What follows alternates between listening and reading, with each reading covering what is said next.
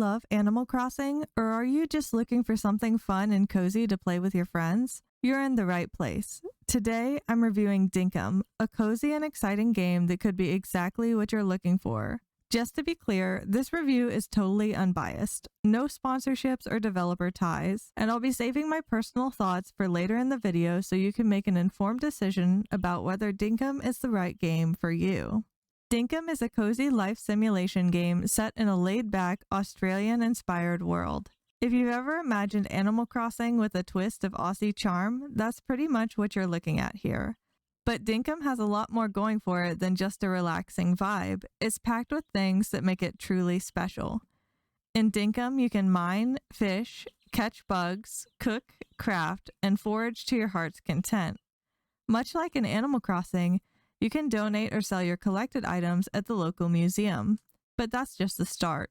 You can also grow crops, raise animals, explore deep underground mines, and more. If you're after a little adventure, there's a quest board where you can take on special challenges, too, like hunting dangerous wildlife or snapping photos of the world around you to earn rewards. You'll also find a variety of quests available from the Townsfolk, such as catching specific bugs or fish to raise your friendship with them. And for fans of decorating, Dinkum gives you the freedom to not only personalize the inside of your home, but to terraform the entire world around you. You can customize your homestead, decorate the whole town, and shape the landscape however you'd like. The game offers a remarkable amount of creative freedom, allowing you to really change the world around you. Dinkum is available on PC via Steam and runs smoothly on the Steam Deck. As of now, the developers haven't confirmed plans to release it on other platforms like the Nintendo Switch, but it's something to keep an eye on in the future. In Dinkum, you'll leave behind the dreary city life and escape to an island paradise inspired by the wild Australian outback. Upon arriving there, you'll meet a woman who invites you to help revitalize the island and offers you a small tent and sleeping bag to call your home.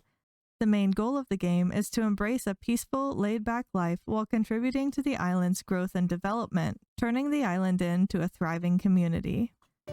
The sound design in Dinkum enhances the experience with neat little sound effects accompanying actions like clicking through the user interface screens, using tools, jumping, swimming, diving, metal detecting, completing objectives, and collecting items. The game features soft, ambient music that plays as you explore the island, whether you're outdoors, visiting NPCs, or shopping at local stores.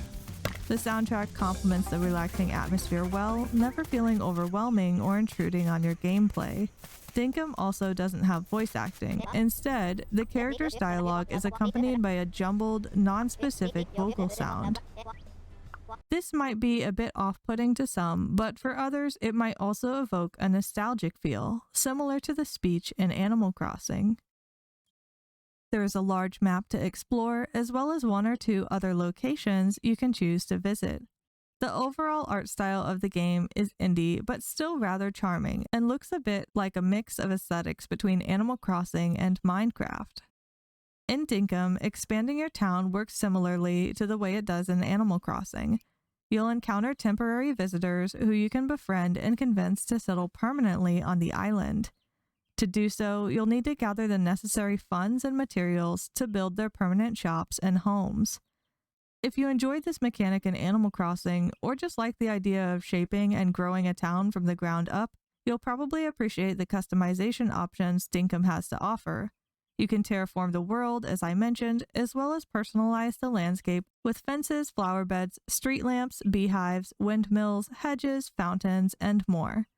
The townsfolk will also be happier the nicer you make your town, too. Unlike Animal Crossing, Dinkum features some combat and aggressive wildlife.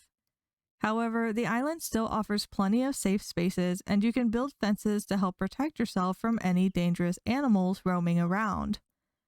Combat, like hunting or defending against predators, is often tied to gathering food, especially if you want to try out cooking in the game. You can also choose to trap animals instead of hunting them. And of course, if you prefer not to do those things, you can always play with friends who enjoy combat or trapping instead, and they can take care of handling any dangerous situations for you while you simply explore as you'd like. There are also alpha animals, which provide a tougher challenge if you or your friends are looking for a bit more of a combat challenge. Overall, the combat in the game is lighthearted and genuinely fun. There were moments where I found myself laughing and having a blast with friends as ridiculous things unfolded. And Dinkum's combat does channel a kind of playfulness that feels rare in a lot of farming sims nowadays. However, around the middle of the game's progression, you'll have the opportunity to unlock an underground mine area to explore. This area offers both exciting rewards and significant challenges, ramping up the combat difficulty in the game considerably. You can pay to visit the mine at any time, but it's definitely best explored with friends to help you tackle the risks. And for some players, this area can feel overly combat focused and difficult, potentially making it a deal breaker for players who prefer a more relaxed experience, typical in more traditional farming sims. In Dinkum, you can cook meals using the cooking table, allowing you to create recipes that provide health, stamina, and various buffs throughout the day. The game does feature a stamina system similar to Stardew Valley, where managing your energy is the key to getting things done. You can also craft useful items like a bee house to collect honey, a cheesemaker to process animal products, and a keg for brewing drinks from Forageables, and so on. If you enjoy cooking and processing ingredients, there's plenty of fun to be had here. Much like Stardew Valley, you'll build the crafting machines, add your ingredients in, and then let them process over time. And speaking of time, there is a day and night cycle in Dinkum. Morning starts at 7 a.m., day begins at 11 a.m., and the day ends when the player either chooses to go to sleep or forcefully passes out. At midnight, the clock will stop and simply say late on your screen. You can continue playing after this, but your stamina bar will steadily decrease, and an icon will appear above your head, urging you to sleep. But this is nice if you need to finish any last-minute tasks before bed, since you're not restricted specifically to a certain amount of time before you pass out. If you're in the deep mines and it gets late, you'll start taking damage every few seconds, though you can heal through it. And there are items you can acquire that will let you speed up or slow down time, which can be helpful for players who do enjoy faster or slower paced days. There are 4 seasons in the game: spring, summer, autumn, and winter, each lasting 4 weeks apiece. Seasons impact the weather, the crops you can grow, the forageables you can collect, and the animals that will appear, with each season feeling distinct and having a real impact on your day-to-day activities. As for the wild animals in Dinkum, they can be either passive, neutral, or aggressive. If they're passive, they won't fight back even if you hit them. Neutral animals will only attack you if you attack them first, and aggressive animals will attack you as soon as they see you. Eventually, you'll be able to get farm animals ranging from chooks or chickens to pleeps and vombats. And if you get really lucky, you can tame the wild doggos and moo around the world with a collar or a saddle as well, making them your loyal companions. There is character customization in this game. You'll be able to choose from 7 skin tones, 21 hairstyles, 6 hair colors, 18 different eye designs, 6 eye colors, 8 noses, and 8 mouths. While you'll only have a few clothing color options to start with, more outfits and accessories will be available to you as you progress through the game. Later on, you'll also unlock an NPC who allows you to change your appearance if you ever want a new look. There is no gender selection in the game. Characters will simply address you by your chosen name, and you'll have the opportunity to name your island too. Unlike games like Stardew Valley, Dinkum does not feature romance, and there's no indication that the developer plans to add it in the future. While you can build relationships with the townsfolk, these connections are more like friendships, with relatively shallow dialogue. Most players who have reviewed the game don't mind the absence of romance, and some even feel it wouldn't fit the tone of Dinkum. But for those who enjoy romance options in life and farming sims, its absence may feel like a missed opportunity.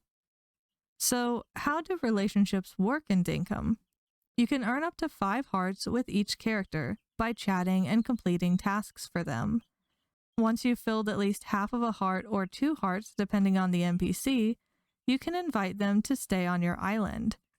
At 2 hearts, you can ask them to hang out, and they'll help with various tasks like mining, chopping wood, and even using the metal detector to dig up items. They'll also help protect you from any dangerous wildlife.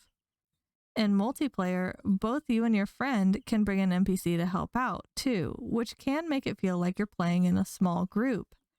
And cutely, the NPCs will clap to encourage you when you do things like catching bugs or fish as well. Unfortunately, though, they can't ride vehicles with you or go down into the mines or to the airport. As you grow closer to the characters and become good friends with them, you might also receive letters or gifts from them as well. There are around 18 NPCs in the game, including seasonal visitors. These include Fletch, the town hall administrator who helps with licenses and deeds, John, the general store owner, Theodore, the museum curator, Clover, the tailor, Franklin, the inventor, Irwin, the animal handler, Melvin, the furniture maker, Milburn, the banker, Rain, the agriculturalist, Sally, the hairstylist, Sheila, the tuck shop owner, Ted Selly, the wandering hunter, Jimmy, the businessman, Nick, the vacationing Santa, Julia, the bug catcher, Max, the fish enthusiast, Nancy, the island reef airship pilot, and the Townco agent, a wanderer. It used to be that you could play with up to 3 friends in online co-op in Dinkum, allowing you to play as 4 total players in multiplayer. But as of a recent update, I believe they've expanded the multiplayer to up to 6 players total. In multiplayer, your friends are able to visit your town and join in on various activities. They can help you decorate the world, shop at stores, go fishing together, race emus, or fight crocodiles. If you remember how the older Animal Crossing games felt kind of limited in what you could do with friends, Dinkum isn't really like that. There's a lot you can do with friends in this game, and Dinkum truly does shine when you play it with others. Let's talk a bit now about the developer and publisher behind Dinkum, especially since you may come across some negative reviews on Steam related to this. Dinkum was created by James Bendon, a talented solo developer who originally worked on the game as a passion project. It took him 5 years of dedicated solo work with support from his wife both financially and motivationally to bring the game into early access. Throughout this time, he kept the development largely to himself, driven by his vision to create the game he had always wanted. Growing up, James loved simulation games like Animal Crossing and Harvest Moon, and was also a fan of sandbox and survival genres. He sought to combine these influences into one game that would give players freedom without pushing them into a prescribed playstyle or hand-holding them too much throughout the experience. On February 12, 2025, James signed a publishing agreement with Krafton Incorporated, which allowed the game to be translated into 14 additional languages. This partnership also resulted in updates to the game's end-user license agreement, which left some players feeling uneasy about the game's direction. However, it's important to clarify that Krafton's involvement doesn't mean Dinkum's development is being outsourced.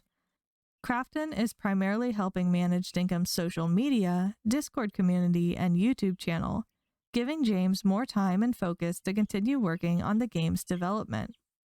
James has expressed that the decision to partner with a company was crucial in order to move Dinkum from early access to full release, something he felt he couldn't handle alone due to limited resources and expertise.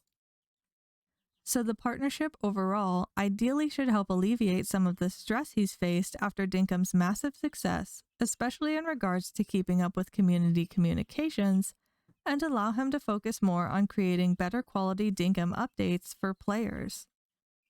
Another topic that has caused confusion within the community is Dinkum Together.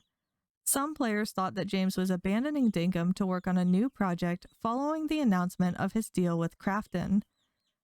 However, James clarified that he had already been working with Krafton's creative studio, 5 Men Lab, to develop a separate game while continuing to work on Dinkum.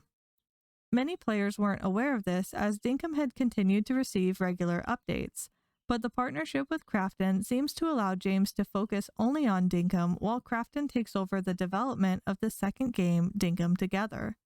And it's important to note that Dinkum Together is not a competitor to Dinkum.